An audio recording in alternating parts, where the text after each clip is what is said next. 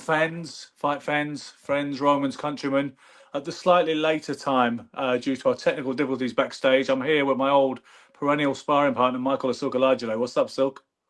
Doing good. How you doing, Sugar?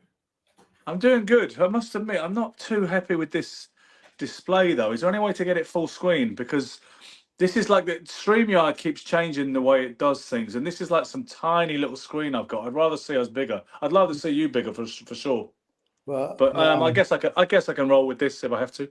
yeah, it's all about the voice, you know. It's the voice, the silky So, voice. so Yes, I'm sir. aware you don't have bundles of time, but there's four talking points I would like to address in what I've titled the weekend roundup. Mhm. First off is the Conor Benn Chris Eubank Jr. rematch, which I believe you watched because I saw your comment about rabbit punches. I'm interested, Silk, in your professional opinion and experience as a former world class middleweight and super middleweight. Some people are saying Eubank was just absolutely dead at the weight, and some people are predicting that might be the case beforehand because he had to make 160. Which, to be honest with you, Silk, this is why I'm interested in your opinion. He's made it several times over the last several years. He's boxed more at middleweight than he's boxed at super middle, even in recent years. Mhm. But the rehydration clause, which meant that he couldn't rehydrate more than £10 for the weigh-in the following morning, was said to be unreasonably debilitating for him. I mean, what's your opinion on? I don't know how much you used to weigh. I don't know how much weight you will put on between the weigh-in and the fight, but what's your opinion on the idea that the £10 rehydration limit is the killer? And so you're saying that's because now they have. I mean, the rules and laws are so dissimilar to when I was doing it. Obviously, they have these rehydration clauses which they never had back in my day. It's whatever you do. You know what I mean? But so what was the case? They were what was his limit that he was supposed to be at middleweight 160, right? That's what they both weighed in at. The fight was made at middleweight, but here's the clincher. Because anybody who argues that Eubank was weight drained because he was dragged down to 160, the caveat to that is that he's made 160 loads of times lately. He's boxed his last several fights have all been at 160, so it's nothing But new his to him. last He's fight always was Ben, though, right? yes, but I'm saying his last And that was several and fights. that was over a year ago. No, it was back in April, wasn't it? Okay, but then he's getting older. Well, He this is it. sorry. Yeah, this is it. I mean, one could argue that he's outgrown the Metabolism division. slows down, all the rest of that kind of stuff.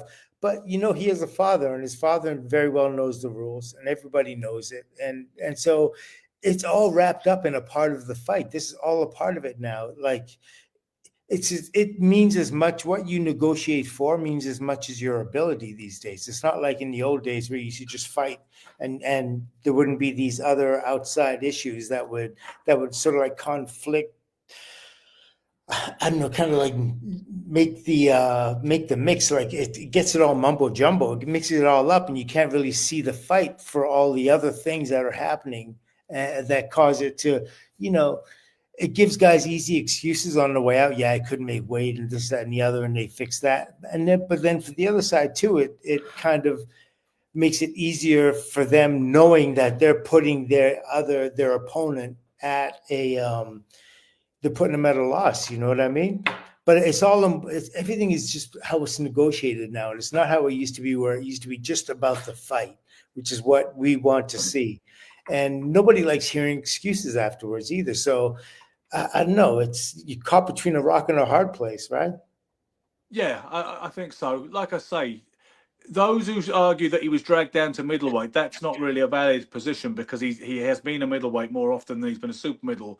But the fact that most fighters today, the vast majority of fighters who box for the titles today, they can weigh what the hell they damn well please the next day. They don't have to worry about me hitting another weight limit the following morning. Obviously, the logic behind it was so he wasn't too much bigger than Ben in the ring, which is fine so far as it goes, but.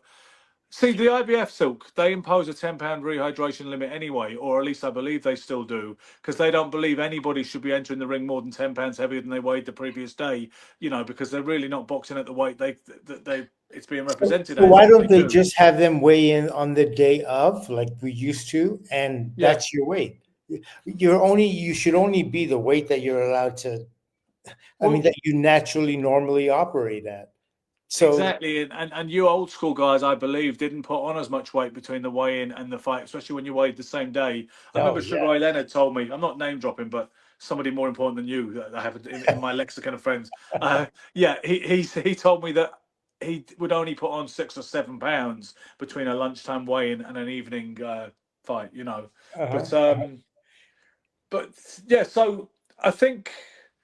See, I said that I didn't have a problem previous fight. I didn't have a problem with a £10 rehydration limit because I said, I took the position that fighters shouldn't be weighing more than £10 over the limit of the division anyway. But other people have said to me, now you don't understand what it's like. You haven't had to make weight in that kind of fashion for championship fights, and that they should, once they've done the weight, the contracted previous day weigh in, they should be allowed to weigh whatever they like, But it's and an it's option. fine.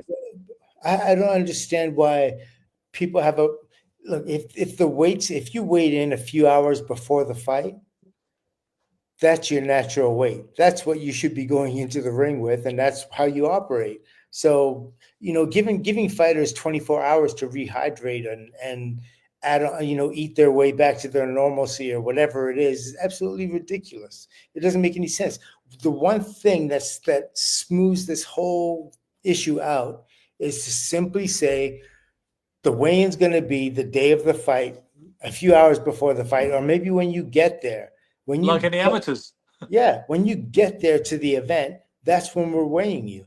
And if you come in overweight, if you come in a pound or two overweight, we'll let the fight go on.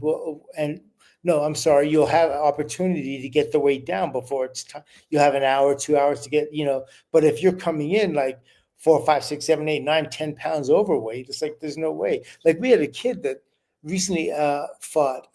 He was supposed to fight Bloom, a fighter I'm training, and he came in like 30 pounds overweight. 30 pounds, Ben. 30, you're kidding me. 3-0. I kid you not. Everyone was stunned. We were like, this doesn't even make any sense. What was he So why thinking? did he ever think he could make that weight? I mean, was he a fat kid or was he just what? No, I mean, he was, husky, like muscular. He wasn't like chubby or nothing like that. So So I basically, don't he know. wasn't anywhere near the weight that he. He Why did wasn't they put him anywhere into near. boxing that weight? I have no idea what they were thinking, but I couldn't even delve into it. I couldn't get into it because the commissioners just said it's over and that's it. And that was the end of it. Do you know what I think it might be? They obviously are a follower of your social media, and they thought, you know what, Olajide reckons weight is really no factor. So just because of his, these ridiculous tropes he keeps putting forth, we're going to come in 30 pounds heavier and see how he likes it. I reckon. Am I wrong? Quite possibly. Yeah. But here's the thing with that, with one of my tropes, and that one, the weight thing being, I do acknowledge the fact that when you are heavier, you can hit harder. That's the only advantage that weight has. And I've said that before many a times.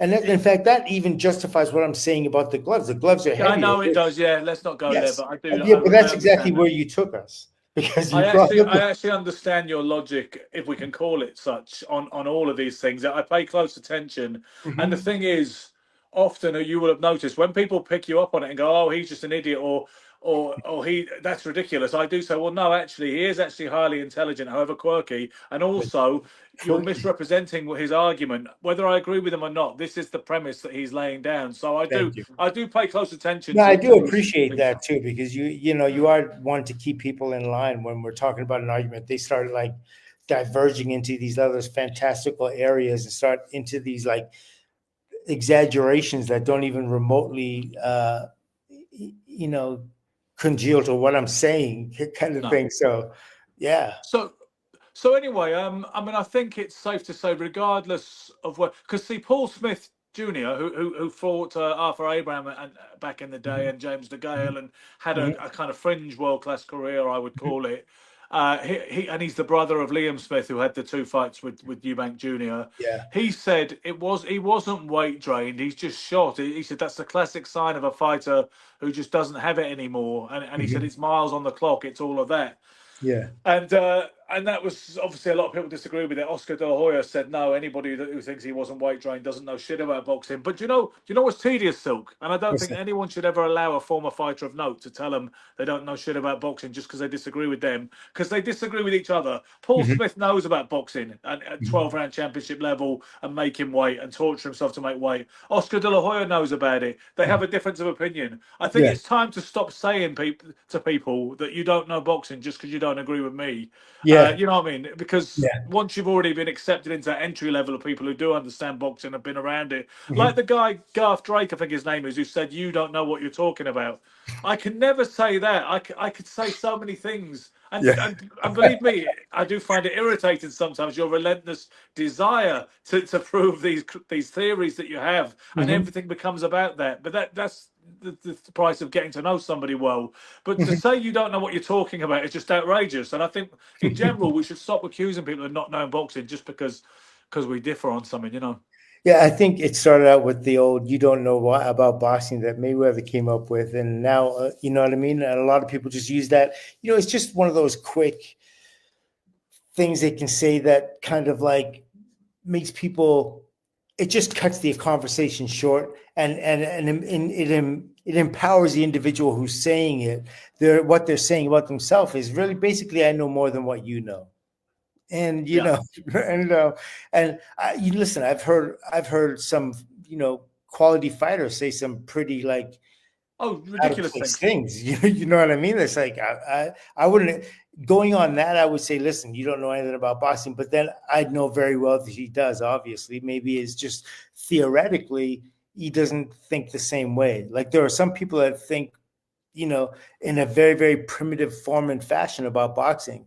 And in certain points that'll be true, but there's, when we talk about fighter evolution, it's not the fighters that evolved, and it's not like the business itself that's evolved, but there's something about it that we should have a better knowledge and understanding of the sport and what it takes. And people that don't really get into, that don't know the sport on that level, but it's I don't know. It's hard to find a fighter that understands the intricacies of boxing as well. But if you point them out to him, he'll go, "Yeah, okay, I get that, and I understand where you're coming from." Whereas somebody who's never fought before, they have this tunnel vision of what boxing is. They have this tunnel vision, That is true. and they cannot diverge and converge, which all fighters can. They really can. You have to be able to do that. You have to be able to go here and then back here, and you're crisscrossing, and you have a different belief system. But it's your belief system, and it works. It worked for you. You were a fighter. Well, That yeah, works. so that's a bit like Sandy Sadler said. It's from the feet. Power comes from the feet. It's all about turning on the balls of the feet to generate power. And you Yeah. say no, it isn't. Well, if I wanted to be churlish, I could say you want to believe Michael Olajide with his body of work, or do you want to believe Sandy Sadler, who had Yeah. over 100 KOs? But the Yeah. fact is, what is more important is he thinks when he was alive and when he was active, Mhm. that's what he believed. Like Ray Robinson believed that it was rhythm and balance and what his jab was for. And Mhm. even if it's an incorrect belief system based on logic and biology, it worked for him. And one of your phrases was everyone has their way to hunt. And the belief system and Mhm. methodology, same with the trainer, is all part of that, Yes. right? Yes. Yeah. Absolutely.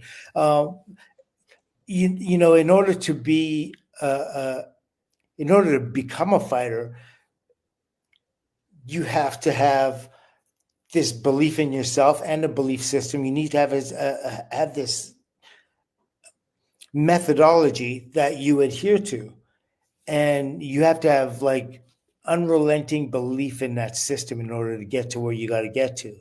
And Okay. it's when you can't, it's when you don't believe in that, that's when you start to have problems and the system begins to break down. It's almost like ignorance is bliss. You know Yeah, what I there's mean? a degree of that. There's a degree of that, which Yeah. reminds me of what Norman Mailer said about Ali ahead of observing him and his behaviour and his statements before he fought George Foreman, and he said, "What a wall of ego Ali's will has erected over the years." But Mhm. moving on, because I know you've got to be out here at quarter No, two but you of do the need hour. that. Like, while what Ali had, he would never have been him if he didn't have that belief system, that belief in self, that belief in what he did, the fact that he celebrated the fact that he was different. He didn't do Yes. it like everybody else. Mike Stank, a good comment from Mike Yeah. Stanker here, former KO magazine writer and New York cop.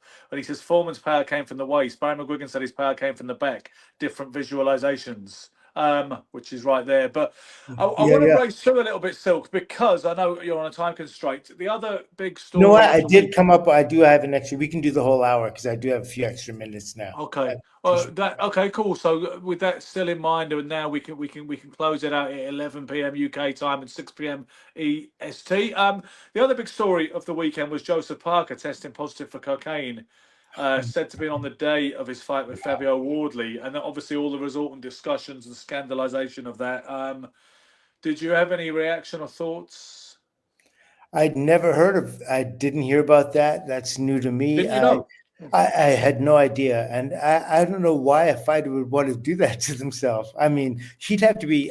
I mean, I hate to come out of pocket, or I don't understand addictions, cocaine addictions for sure that well, but what he would have to be a serious addict to do that before fighting. Like there couldn't be I make anything. I make you right, Silk. That your logic, I think, is sound. That the idea of if suppose he tested positive for coke, which he ingested at some point weeks before the fight, or even if it was after the fight, let's say post-fight partying, whatever, then you might just you'd shrug and say, well, it might not be a good look, and it doesn't suit his nice guy, family man kind of corporate image, good guy image. But at the Mhm. same time, you wouldn't think it was anything particularly untoward in the grand scheme of things. But the idea that you would take what they say, right, Silk, is that cocaine only remains present and detectable in the urine for about 4 days. So what they're saying, from the test being on the day of the fight, October 25th, he must have taken cocaine, if the test is correct, on fight week. And as you say, who does that when you have an elite 12-round fight to contend with?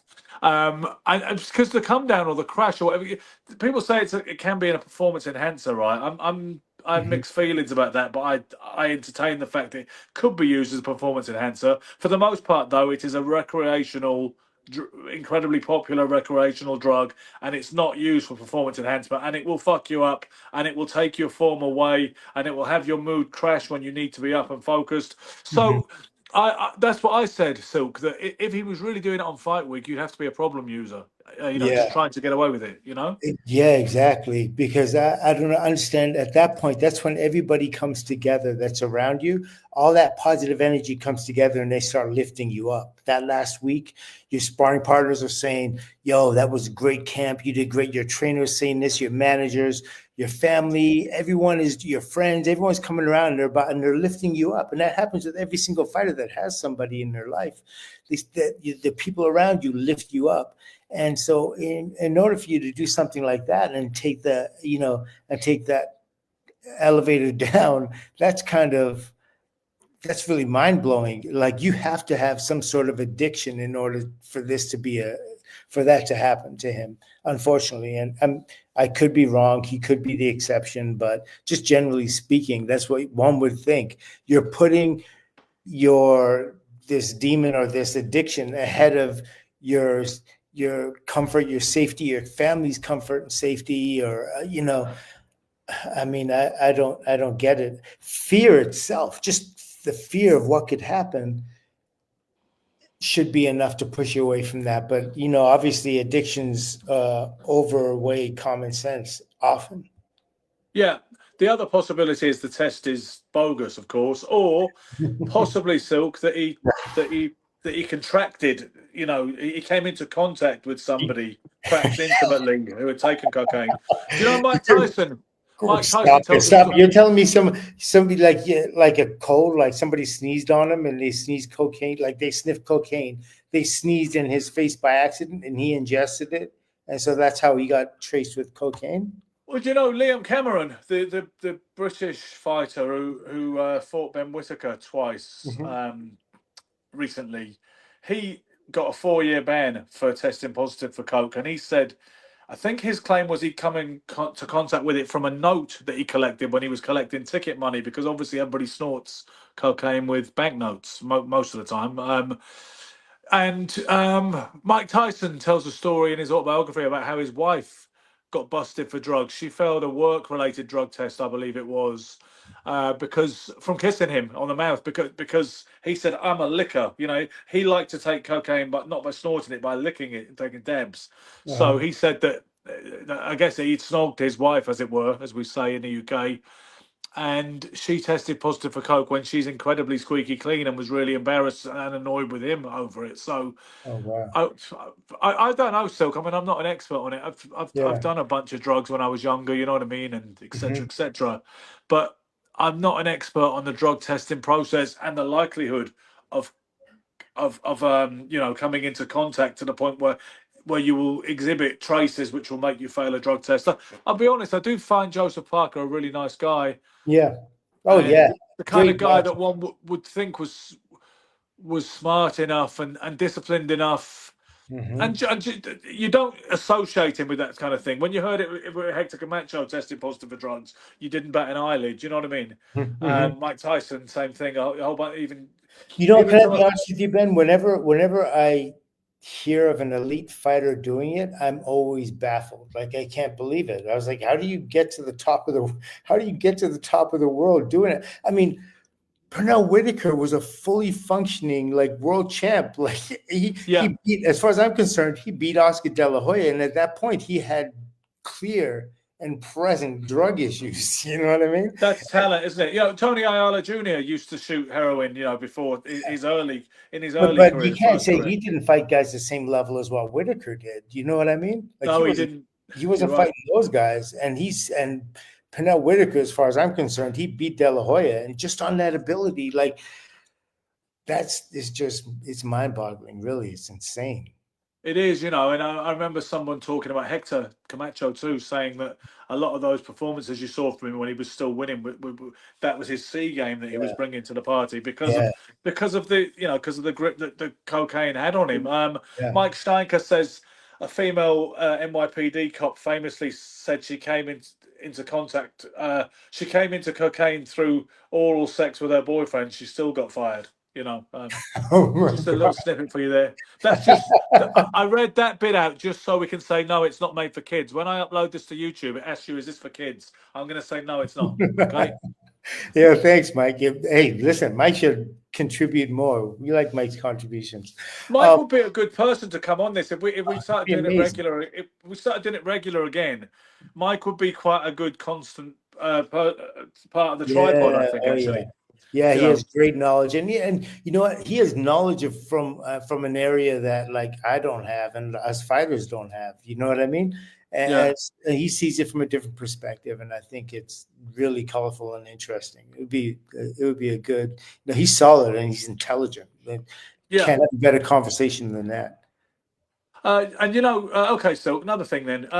The news came today that Alexander Usyk has relinquished the WBO heavyweight title. So Mhm. Fabio Wardley, who beat Joseph Parker in the fight Yeah, we just alluded to, yeah. has been upgraded to WBO heavyweight champion. So now Queensbury are saying congratulations and the new congratulating. We've got a new WBO heavyweight champion. Well done, Fabio Wardley.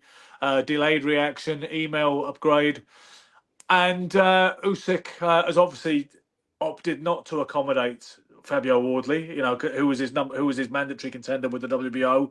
So Mhm. now we don't have an undisputed heavyweight champion of the world again, and we have a guy called Fabio Wardley who's woken up today as a heavyweight champion of the world, Yeah, at least in this parallel yeah, universe yeah. known as modern professional boxing Yeah, and not a way in which you want to win a heavyweight title or any title at all. or any There's no way. title. You don't want to be presented and wake up one day and it's, oh, you're the titleist. Although it does probably mean for him and Wardley, for him, it does mean immediately his paycheck is going to rise. So he's not going to complain about it either. No fighter would say no, but it certainly isn't, you know, especially when it comes down to when you look down the road and you want to look back at your career and people are analyzing your career and they say you were given the belt, that isn't doesn't sit too well. And you know what I think the problem is as well, as regards Usyk's position. I think fighters now at his level, world champions in the upper echelons of boxing, like him and Terence Crawford and such, Hmm. they don't want ordinary defenses anymore. They don't want to be a world champion and defend a world title like all champions used to do. Muhammad Ali, Joe Louis, you know, Marvin Hagler. Hmm. They want the mega fights. They want the special fights. They want two of those a year until they decide to get out or until they can't do it anymore. Yeah. And they don't want to. Usyk is not motivated to fight Fabio Wardley. I don't think he's worried about him. Some people might think the risk reward ratio doesn't look appealing to him because Wardley is a dangerous young guy, undefeated with total self belief, who seems to have this X factor and the get out of jail power. But I think Usyk would handle Fabio Wardley pretty handily. But he obviously is not. He's looking for bigger, more meaningful commercial opportunities than that, I guess. Even though it would sell out over here, the fight. Yeah. Oh, what do you think would?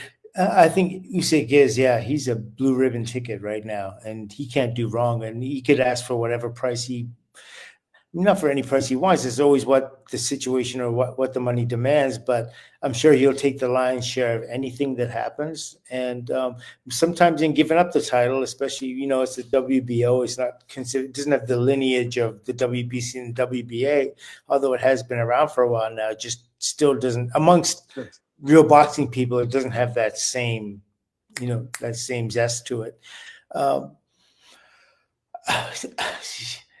Again, people make today in boxing, they do it for a different reason. They do, and it's all 100% generally. It's never a fear of an opponent. It's just about making the most money possible. That's what it's come down to now. So most money, least risk, highest reward, least risk. And that's just where they're going to go first. And then until people put their foot down, tell them different, this is what they're going to do. So the WBO says Wardley's our number one guy. That's who you got to fight. You're not going to fight him. We'll take the title away and we'll put it into play because, we get fees and all the rest of that stuff from having, the WBO belt up on top as well. So we got to make money. You got to make money. I understand. Let's just go our own separate ways. Separate ways, yeah. I don't, we're kind of used to it by now, you know what I mean? But the person that is new to boxing, I don't think it makes any difference to them at all. They just see a fight. Do you win? Do you not? But, the people that have been entrenched in it for decades and, we love to see how it was so clear and defined. One person was the world champ. And all we do is get, convolution and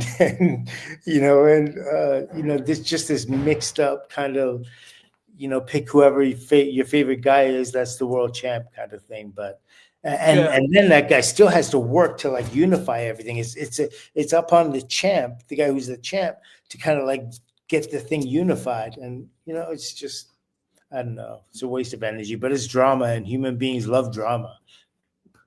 Yeah, I think the soap operatic nature of it is quite appealing to a lot of the more modern breed of fans. I mean, somebody said to me today, well, in a way, I'm glad because it frees up more fights. And Usyk, much as I love him, he's not fighting very often. And the trouble with that is it's the perception that fights don't matter unless there's some harbour on the line. Yeah. I put it to this guy who said it, who must be some age today, that I said, you wouldn't have wanted Joe Fraser and Joe Bugner to be fighting for some bogus version of the World Championship when you knew George Foreman was the champion, and Ali was getting ready to beat Fraser and Avengers lost and then beat Foreman so sensationally in Africa. Yeah. But the trouble, because back then you appreciated it for what it was, a great 12-round fight between Joe Fraser and Joe Bugner and a memorable occasion, two fine world-class fighters, and that was all it needed. Whereas now we have this fans in general, and the industry has this perception that if it's not a title fight, if it's not a world title fight of some bogus description, then that suddenly it gets a value from that billing that it wouldn't have had otherwise, which becomes Emperor's New Clothes kind of syndrome. That's why I kind of don't mind this Turkey Al Sheikh Dana White alliance, where they say they will not recognise the belts and they will have their own. The only thing is, I don't understand why they wouldn't just have the Ring Magazine belt if that's what the way they want to go. I don't understand why they need something called the Zuffer belt, which sounds like another turn-off. It sounds silly for a start. It's called a Zuffer belt. It's going to be called the Zuffer belt. Basically, that Turkey Al Sheikh and Dana White have joined forces to form a company called TKO, and they will not recognise any of the other sanctioning bodies. They'll have their own belt called the Zuffer belt. They said they'll recognise that and the ring belt. And who's Zuffer? Go on. Who's Zuffer? Well, it's Dana White and Turkey Al Sheikh. No, but I mean, Zuffer is the guy who says, get ready to rumble? Like, why do they call it the Zuffer? That's Michael Buffer. you're referring Oh, to.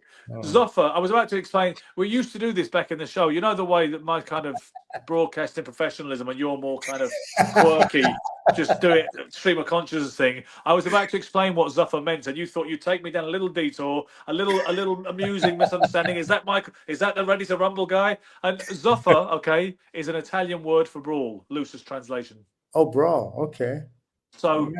Well, I you've mean, I learned. don't like the sound there, the Zuffa belt, but I do like the sound of not recognising the sanctioning bodies as they are, and restoring some sense of a world number one. Listen, we all know I fighters are have a sort of feeling, Ben. I have a feeling I'm not going to like anybody in this. You know what I mean? There's always going to yeah, be something. Like pick. It's like choose your poison. There's.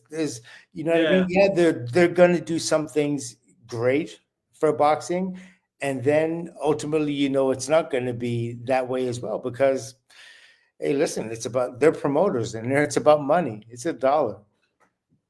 It is, let's get ready to Zuffa, says Mike Steinker. All right, closing subject. So, Suffer, yes, suffer. yeah, the British boxing fraternity was rocked yesterday by the news that Mark Kaylor, former British and Commonwealth champion, had passed away at the age of 64. I thought it might touch you to an extent because he was a contemporary of yours. Obviously, you guys never fought, but Mhm. you appeared in the same Commonwealth rankings for Yes. certain consecutive years, Mhm. and I would have thought he was on your radar as somebody you might have to throw down with one day. Yes. Yes. Yeah, Point. It was that was a fight that was never offered to me. I had a few fights in Britain offered to me that never materialized, obviously, but he wasn't one of them. I don't know if I was quite. I know he kind of hit the TV before I did. He hit like NBC. He beat somebody, and then I'm not sure who that was. And then he had that fight. I think it was with Buster Drayton, and that's kind yeah, of how yeah. Buster Drayton kind of Broke through. Yeah, yeah. yeah came through. Because that was on the undercard of Frank Bruno versus James Bunkers Smith, in which Bruno got his first loss via 10th round knockout. Yeah, It was a disastrous night for the Terry Lawler stable. Taylor was decked 5 times by Drayton and absolutely mauled yeah, in the 7th round. I yeah. think Lawler had said because Bruno got knocked out and Kaylor got knocked out, it was a Sunday, May the 13th, 1984, Joe Lewis's birthday, by the by. And Lawler said it was such a bad night for the stable. He just said, I can't do this anymore. This game Yeah. is taking lumps out of me. I've got to Wow. retire. And then he said it was the bonhomie and the kind of gallows humour of the lads and the way that Mark and Frank, despite their bitter disappointment, were putting a brave face on it and making a few jokes. He said that made him feel ashamed of thinking about quitting. And he thought, come on, how can I do that and be a diva when the lads are not so bothered about it and they'll just dust themselves off and have another go. Yeah. Yeah. I mean, that's the thing. Hey, fighters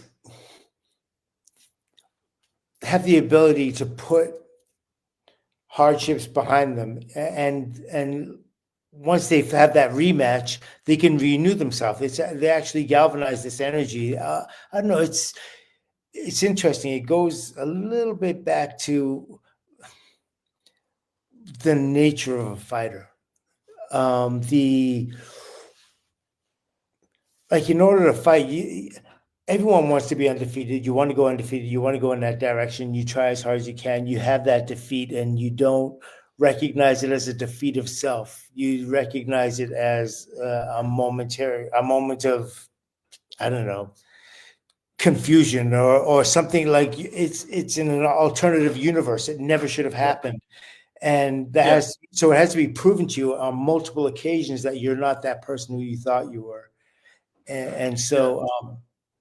Yeah, that's kind of how I believe a lot of fighters deal with it, and it took a while for me to realize when it was my time not to do it anymore as well. And sometimes it's a very stark thing, but even not getting a 10 count doesn't mean that you should. I don't know how many fighters have taken a 10 count and come back and been successful in their careers afterwards. Do you? Can you Did name you any say off the top of your head? Joe Lewis? Yeah, Joe, of I mean, you course. know what? So in the Yes. early days, I mean, the real early days, pioneering days a lot of great fighters were knocked out and Oh, you know yeah. and bit the dust and still went on to great things. Jack Johnson was iced in 3 rounds by Joe Kowinski when he was still Yeah. green. You know the Yeah. story. They got nicked because of the uncertain legal status of boxing in the United States at that time, Hmm. which would have been about 190. Don't quote me, but around 1904. Hmm. 5. Him and Kowinski both got nicked. Johnson got knocked out, sleeping, knocked out in the 3rd round by the wily old Joe Kowinski, who'd Yeah. bridged the bare knuckle era and fought the likes of James J. Corbett in bare knuckle Wow. fights, etc. Yeah. Um, Actually, it might have been a glove fight, but regardless, he was part of that era that was the transitional era. So he knocked Johnson out. Then they both spent a week in jail for breaking the laws of the state in which the fight took place. And he says, supposedly, I mean, it's a lovely movie-esque kind of image. Hmm. Kowinski spent the 6 days tutoring Johnson in some of his tricks, and Johnson came out a better fighter. Not so much learning from the fight, like they say Yeah. Canelo did against Mayweather, but Yeah. learning from the latter period of incarceration after the fight. You know, That's funny. yeah. That's funny. But Yeah. So some of the who else got knocked out in the modern era and like a 10 count knocked out, and where yeah. Bruno, I mean Frank Bruno was counted out against James Bonecrusher Smith. He was also pretty much counted out against Tim Witherspoon, and Uh-huh. he was stopped on his feet by Lennox Lewis, and he still won the big prize, didn't he? Yeah. And Oh, after, Eusebio Pedrosa was knocked out, spark out by Alfonso Zamora in a bantamweight title challenge. yeah, oh my Lord, Alfonso Zamora, the Z Bombers. He's one of the, yeah, he's one of the dudes. Who was it? When Hearns defeated Duran, who did Duran have after that? Duran rebounded. He fought some low-level guy in a gym in Panama City after that initially, right? And Uh-huh. then after that, Duran did rebound. That was 1980. That was 1984 that Hearns Yeah. no, sorry, no, Hearns knocked him out. Hmm. In 1984. It wasn't June 1984. Because, Yeah. funny enough, Errol Christie, who Mark Kaylor had his most defining fight against, Yes. boxed on the undercard of that and beat an American guy called Stan White on the Hearns Duran undercard. Uh-huh. Duran's next big win after that, I mean, he lost to Robbie Sims, didn't he? Yeah. Shortly after that. Yeah. And then what was Duran's next big win after that point? I mean, the Iron Barclay thing was in 1989. It's interesting actually to figure out what was Duran's next high watermark after Hearns knocked him out because he lost a few fights at a certain level, you know, Exactly. And that's what I was trying to Robbie figure Sims. out. Because after that, like Duran, let me see. I could find this. Um, Mike Steink says Roger Mayweather took 10 count from oh, Lockridge. that's right. Yes. Oh man, that was huge. Yeah, and he Yeah. came back and did some. Amir Khan got absolutely ironed out by Brady's Prescott for his first loss, and he still bounced back as if it hadn't affected him. He did. Oh, yeah, that's true. And yeah, a lot of fighters are not afraid to get back up into the saddle and kind of like uh, I guess it is just so it's like boxing itself. Everyone just approaches it a different way, and a knockout psychologically, if you accept it, obviously is damaging to your career. You're not going to progress. But if you just look at it, it's not even just a matter of looking at it as just this happening. It's not like you don't believe it happened to you. It's just that, and it's not even like you learn from it. Really, it's just the fact that it happened. It happened because I did these things, and so I try not to do those things, and maybe it won't happen again. But Yeah, it depends on the type of loss you have too. There's the one getting sparked like that, and it's easier to come back from that than to this 10 round, 12 round, 15 round beatdown. yeah, exactly that. Particularly if let's say you get knocked out in the first round, you just get caught cold, as some Yeah. people say. Hmm. Then you know that would not necessarily be too psychologically damaging, but to take, like, for instance, the kind of 12-round beating that Jeff Lacey took off Joe Calzaghe, people say that Yeah, ruined him, and Jeff never did anything of note yeah, after that. that's a Nothing. career ender. That was Yeah. him finished. And he was the kind of new KO king, and some people were even comparing him to Mike Tyson. There was a Mm. big hype around Jeff Lacey when he Hmm. came over here to fight Joe Calzaghe back Uh-huh. in 2006. Uh-huh. Yeah. So Yeah. um, that proves your point. Yeah. Yeah. So yeah, I remember that Jeff left took Lacey, and they were really high on him. Although I don't think, I really don't think that he had the kind of galvanized energy behind him like with Mike Tyson. I don't think it was quite the same. Well, no, it wasn't. Of course, it wasn't even remotely the same. But they were Yeah. using that tag. They were putting that tag on him. They were calling him a Yeah. new. They were calling him a super middleweight Mike Tyson. That label was put on him, regardless, before the fight. Yeah. Directly. I'm not drawing a Yeah. comparison. That was Yeah. what they And started. sometimes that's done just to like increase the gate, people's Listen, interest in the Silk. fight. I've interviewed a female fighter called the Pink Tyson, and she was nothing like Mike in terms of aesthetics, style, power, historical impact. None of Yeah. it. Yeah. And her name is Yeah. Pink Tyson. They called her the Pink Tyson. I'm trying to remember what her name was. I think she was a Greek girl.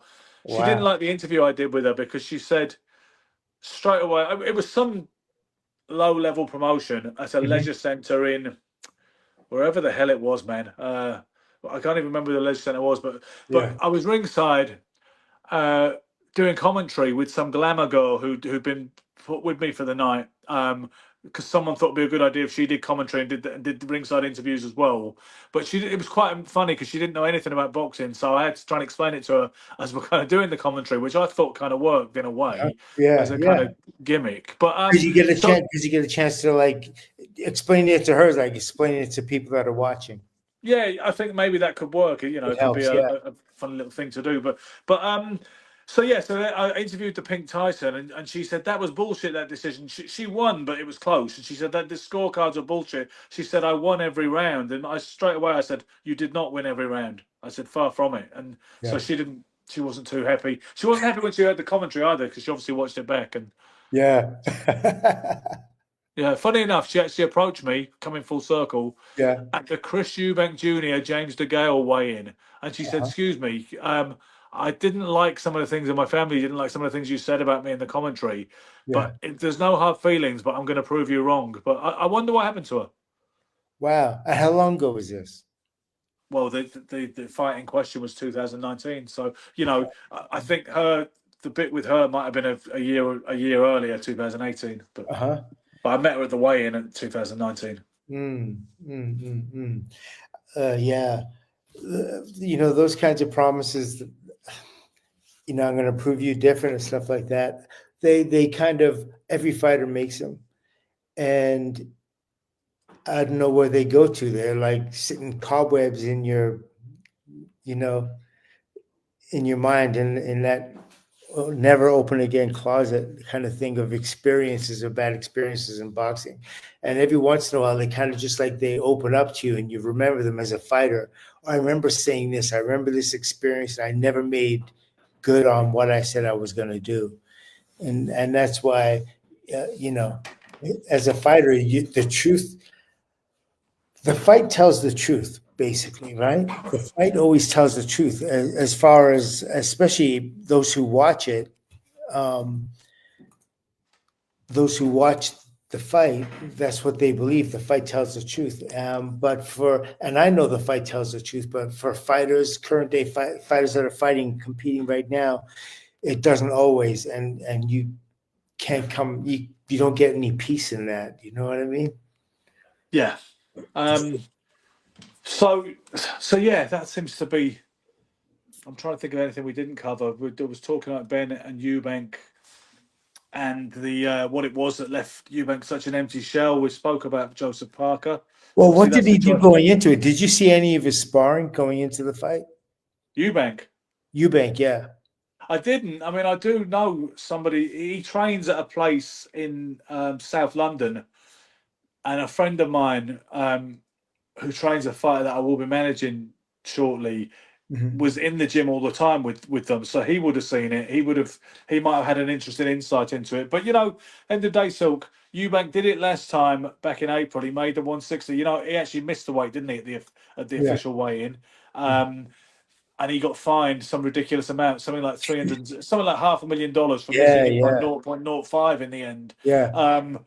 And then, but he still satisfied the rehydration limit the next day, Hmm. and he won the fight, but it was very grueling and very competitive. Yeah. And then obviously, I think it doesn't take a genius to figure out it might be what he might have gone to the well one time too many, and that simply it was too much of a big ask, and he'd left his fight partly on the scales and partly in the ring last April. Well, And to me, he's nearly 37. from the very little that I saw, to me, he looked like an individual without purpose in the ring.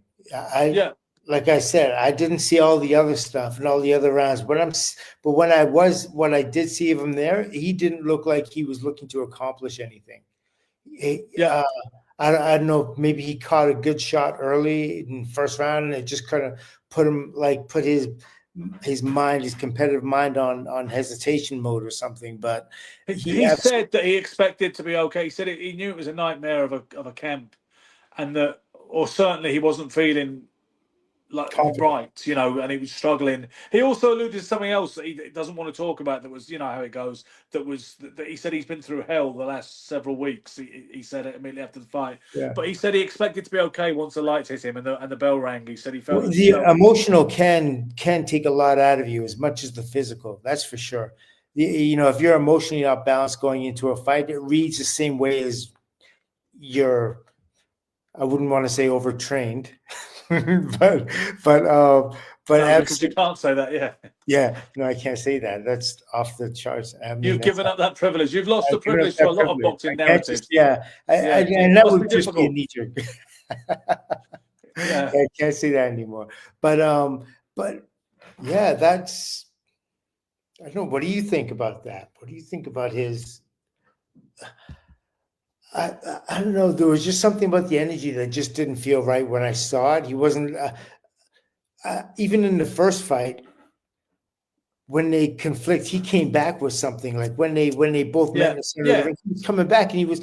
But this one, he just seemed to be kind of like a lot more passive, a lot He more. he had nothing to give, and I don't know how much of it was physical, chemical, and how much of it was psychological. I really don't know. But But even if it was physical, at some point you swing with a purpose. You know what I mean?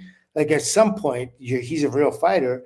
You try to make a fight of it. There's like Custer's last stand. You know what I mean? You're gonna try to do something. At least let him remember you for some sort of pain or difficulty that you put the man through. You know what I mean? You just don't go in and accept a beatdown. I don't know. Like from the first round on, you gave Ben the first round, and then you saw him just consistently counter and back yeah, him up. Was that it? And Eubank never took the step forward. He never took the fight towards Ben. Was he always backpedaling and sort of like working at the perimeter of the to be ring? honest with you, yes, I think that's a pretty accurate summary. Yeah, Yeah. So that kind of tells you the emotional, like where Chris is emotionally. And then his dad did say something about what was that? I know because we kind of went into it on Facebook. Somebody said that his father said that they didn't protect him from something.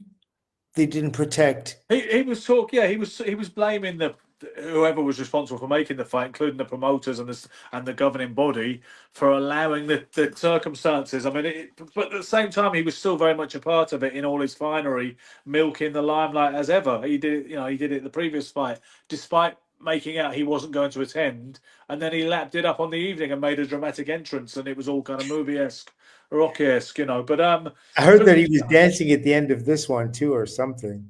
Like somebody yeah, I mean, he's I mean, that's hamming it up. who Chris Eubank Senior is in part. He's a peacock, he Yeah, lives for that attention. That's why he used to drive around in a big ostentatious truck in Brighton, and he used to park it in strange places that would distract attention and would get people recognizing him and asking for pictures, yeah. autographs and all the rest of it, and and that's why he'd walk along Brighton Beach wearing joggers and a riding crop and riding a Harley Davidson when he um Yeah, he does like the attention. Okay. yeah, and he always has done. I heard one time someone said they were in a traffic altercation with Eubank. He cut them up or whatever he'd done, and they because the traffic had stopped and had become a jam, they ran out to accost him, and as he got to the window, Eubank already had a signed picture for them and was offering it to them. And they're like, I don't want a fucking picture. I'm complaining about your driving, mate. You see what you just did back there? Yeah, there should be a movie done on that man's mind because he walks a different path. Like the way he thinks and the way he operates. It would be an interesting. Do you know what? The Eubank movie would be a great idea. I think. I mean, Yeah, I've just had a bit part in a Michael Watson movie that's being yeah. made at the Oh, minute. It's close to being wrapped. Yeah, it was kind yeah. of cool, Silk, because what I was only in the crowd, but I'm in the front row at the Benn McClellan fight, and next to me is the actor playing Frank Warren, the Mhm. real Frank Bruno made to look 30 years younger, Yeah, and the actor playing Don King. So there's four of us. There's like me, yeah, Warren, Bruno, and King all at the front. And as I say, it was the real Frank Bruno, but they yeah. only had Frank Bruno for an hour. So then they shot some of the late subsequent scenes with a lookalike Frank Bruno Oh, wow. who looked very similar, but it wasn't Frank, and it But it was wasn't confusing Frank. Yeah. because at the start of the day I didn't know that there was two of them. There was a lookalike and real Frank because initially I saw the lookalike, and then people were saying that's Frank Bruno over there, and I said no, that's not him. And they said it is, and I said it's not him. I said he looks a bit like him. I said, but it's definitely not him. And then I looked a bit closer. I thought, no, that is Frank Bruno. And Yeah. then I saw the lookalike roll up, and I was like, that's what was confusing me. Oh, okay. Yeah. But That's Eubank funny. would make a great movie, I think, Yeah, because he came, he was Peckham, South London, from a rough area of South London called Peckham, with him and his brothers, Peter and Simon, and his father. They lived in a single parent family with the father. The mother lived in New York, mhm. as it goes. And then Yes. when he started getting into delinquency, bits of drugs and drinking and shoplifting, Yeah. and fighting, his dad sent him to New York to be with his mother, where she thought that would straighten him out. I think they thought, he won't mess around over there because you get killed over there, so you've got to Uh, toe the line. And that's he when I started, sparred with him. yeah. And say again, That's when I sparred with him. yeah, you sparred with him because he was training in the Bronx, right? Yeah. Yeah. He's trained in the Bronx. He came down to Manhattan. How old was he then? I don't know. He must have been, I mean, it was 87, Yep. 87, So 86, 87. So he must have just been on the verge of turning pro. He must have been because he beat Nigel Benn in November. It was. Do you know what it was? The Nigel Benn fight, the first one, Silk. It was November 18th, 1990. So that would be the anniversary. That would be what, the 35th anniversary tomorrow. Yeah. Wow. Kind of cool. Yeah, yeah, that is kind of cool. Well, he's had a very interesting, I'm sure, a very interesting life. I think probably you should be one to like work on a script or at least a shortened a synopsis and hand that in, like get it over to him and see if you can develop it. You're Good an excellent. idea. I mean, I don't know if the industry might say, "Well, we've just had a Michael Watson movie now," but why not? Why not? Listen, they have a He's much more Christy, famous than Michael Watson. yeah, and they have a Christy Martin movie, and Yeah. you can approach a Chris Eubanks movie from a different angle altogether. Like, yes, he was a fighter and he was an exceptional fighter, and at the same time, his mind's got to be conflicting with so many things. You know what I mean? Yeah. No, I think there's some massive scope there for that. Yeah, yeah. To look Like you into. said, there's been trauma there, and Um, everything that's formed by trauma is kind of like a volcano. Is that hot? It's hot. The only thing I want to know is who can play Gary Stretch? Will we make him look younger, like they did with Frank Bruno? Because Gary, give him some hair dye and a bit of foundation, and he could probably be the young Gary Stretch still. I reckon. Yeah, yeah. Oh, I, yeah. He could do it, and I'm sure I'm he meeting will. him for lunch on Wednesday. He's back in London. He's got a flat here now, so Oh, really? yeah. So Okay. So he's no longer in Bulgaria, and he's just doing it here. yeah. Hopefully, I mean, it'd be good to have him Tell, around. He tell him said not to go to any. Tell him not to go to any chip shops. They're looking for him there. Do you know what? You know what the irony of that is, Silk? And for anybody, we're being a bit kind of cliquey here, so let me explain to the audience if you don't already know. There's an urban apocryphal tale about Gary Stretch getting knocked out in a chip shop in St Helens by a rugby player. I can't remember the rugby player's name, but apparently Gary is supposed to have charged to the front of the chip shop queue saying, "Don't you know who I am?" But you know, ironically, Silk, I said to Gary we should meet up maybe Wednesday. He said, "Yeah, let's go for fish and chips." He actually said that. I didn't think of it in those terms. You better worry about the mushy peas. Never mind. Yeah, Fish and I'm going to chips. say, "Don't you know who he is?" And we'll see. We'll go down. You know. See if he still got it. That's Yeah. hilarious. Oh my Lord. Well, what's Yeah. up? What's happening down the pipe in boxing? What's happening down the line? Anything Okay, good? so looking ahead to this weekend, you've got a big show in Riyadh, Saudi Arabia. It's called Ring 4. You know, the Ring magazine's fourth big promotion. You've Okay. got Anthony Yard versus David Benavidez. Oh wow. You've Okay. got Devin Haney versus Brian Norman Jr. You've got Sam Noakes, British and European lightweight champion, fighting the hotshot Abdullah Mason. I'm looking forward to that one. And Okay. you've also got Jesse Bam Rodriguez fighting the Yeah. fighter. His name is Martinez. I'm trying to think, Yeah. remember the surname. Perhaps someone can tell Wow. me. But it's Those a are four big hot show, Silk. fights. That's a Yeah. good Well, show. you know how the Saudis roll. They put on these Yeah. mega cards. It's a bit like the old Yeah. Don King cards. You Yeah. know. Well, what they're trying to do is like, it's like spit or get off the pot kind of thing. And it's like, you're a fighter, you're world rated, fight this guy, and that's it. And we're gonna pay you, but you gotta fight him. Well, see, that's why I'd like to see them. I'm okay with them controlling boxing, even if it was something of a dictatorship. I mean, it was a dictatorship in other golden eras, you know, with the mob stranglehold. It wasn't ideal for lots of reasons, but Yeah. if we could have the best fights made and a semblance of integrity to that number Yeah. one status, and then, like you say, and then either move over, you know, kill or Yeah. be killed. Yeah. It's like freedom of choice is a good thing, but not if it means if you're choosing wrong all the time. We don't want to know about that.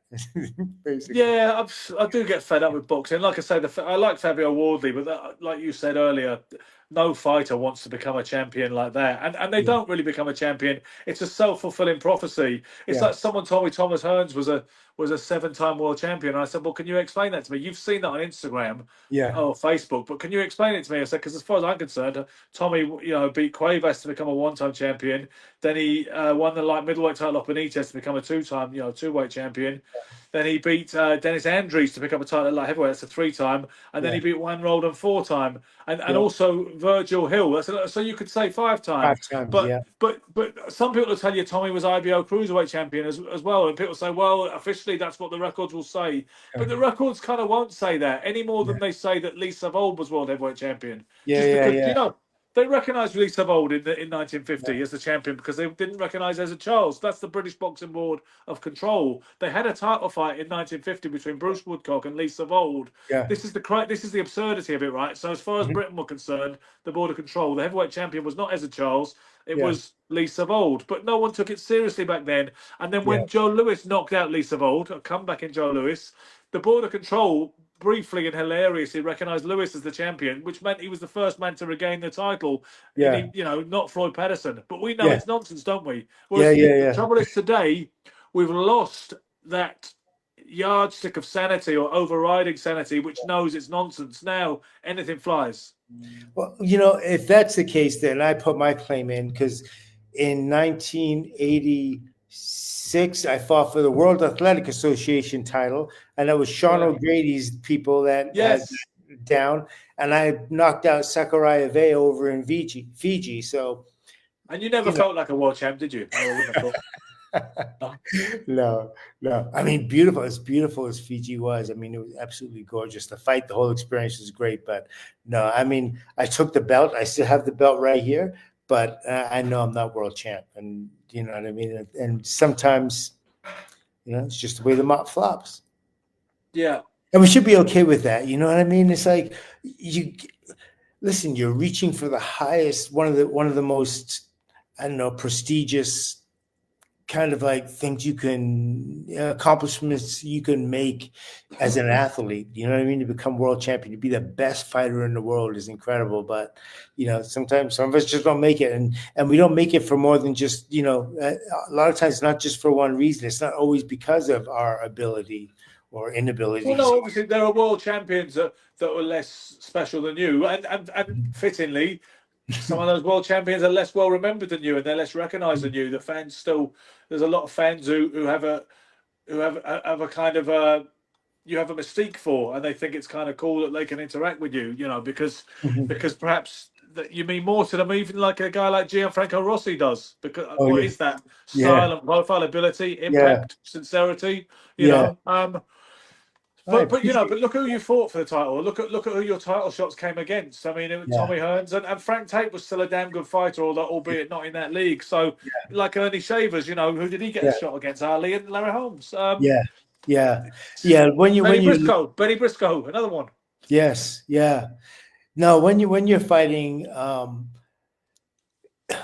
when you're fighting guys like given, you're not seen as the A side, I guess, as they like to say, right? And you're going up against a legitimate. Frank Tate was undefeated. He was an Olympic champion. He had a lot of experience. He was a damn good fighter. And for me, for my particular style, he was extremely awkward. I'd never seen anyone like him before. But he genuinely beat me on that. Tommy Hearns stepping into the ring with him. This was a fight that he fought before he beat Virgil Hill and for the light heavyweight title. Yeah, And I remember walking into when we were going to do a photo shoot, and it was Hearns and I doing a photo shoot, and everyone had left the room. I was getting changed, and Emmanuel comes in, Emmanuel Stewart, and he was kind of like, what he wanted to do really was he wanted to take my temperature, and I knew what he was doing. He came in for no reason at all, and he starts talking to me.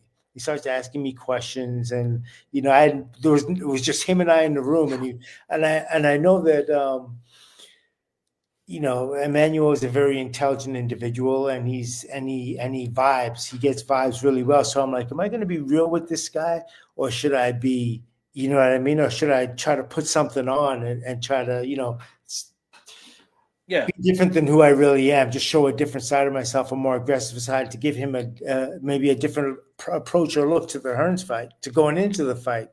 And so basically what I really said to him was nothing. He asked me a few questions, and I just kind of looked at him and I acknowledged what he said. And then I just kind of left it because I didn't want to give him any traction. There's yeah, this whole psychological thing, and it doesn't matter once the bell rings and you hit somebody. But the thing is, going into it, there's this whole dance that fighters do beforehand. And I yeah, know that he had an idea of what he wanted Hearns to do in that fight. And Angelo had an idea of what he wanted me to do. And it kind of like with the jump off was this where he had me alone in this room, and he thought he was going to do some sort of like voodoo on me or something to kind of like intimidate me into, yeah. to reminding him who I'm going to be fighting, reminding me who I'm going to be fighting. I think that's what he was trying to do. So this whole psychology is like, it's really But an interesting thing. in your case, there was a dilemma, and you were wondering how to play it because you had different cards available to you. Imagine trying the same thing with Sonny Liston. I bet there'd have been no such quandary or debate, internal debate at all. No, there isn't. I wouldn't even go into a room with him by myself. I feel like, No, nope. to try and gain any edge, Yeah. anything other than suicide. Yeah, Yeah, yeah. Well, that's what happens with guys like me. Like you, like as a fighter, I was an approachable fighter, and I wasn't an intimidating fighter. So fighters come at you real because they think, you know what I mean. One, your nickname's Silk, so it's not like Hitman or Murderer or yeah, anything like that. So right away, that it's almost like a guy's going to fight harder just because they want to diminish that mystique, or there's nothing intimidating about it. Like when you hit a guy, you really have to hit him to drop him, kind of thing, and you really have to prove yourself to him every time out. So my yeah. Because initial if you look like Marvin Hagler or any Shavers, that's half the battle before you even land, that's right? half the battle. Yeah, Mike Tyson, guys like that. I know in my first 3 fights, my nickname was Master Blaster. And I went Yeah, in there and I got rid of these guys fast. And I was very aggressive. And then at some point within my first 5 fights, my father changed my nickname to Silk. And yeah, he said, "Yeah, I think you're more." And one, it changed how I fought because, you know, you kind of like adapt to your nickname. But it certainly helped me, I think, rise up to the spot where I got, because as Master Blaster, there's always somebody else that can blast just as hard as fast. Imagine So putting up those endlessly tedious posts every day saying the system of Master Blaster. It just don't have the same ring to it. all I'd have to do is put on that Stevie Wonder song. Yeah, and that would have done it. That would have done it. Yeah. But on that note, I feel I know. it is 11:15 here in London town, and the rest of the UK, incidentally. If All not right. that the rest of it really matters, but all right. So yeah, good to talk to you as ever. Pleasure is Yeah, mine. we should keep this thing up. I quite like the idea of doing it on Facebook, and then I'll bounce it over to YT. So if you're Yeah. watching this on YouTube, it means you're not watching it live. You're watching it when I've uploaded it later. Either way, hope you guys enjoyed it as always. Over and out for Sugar and Silk.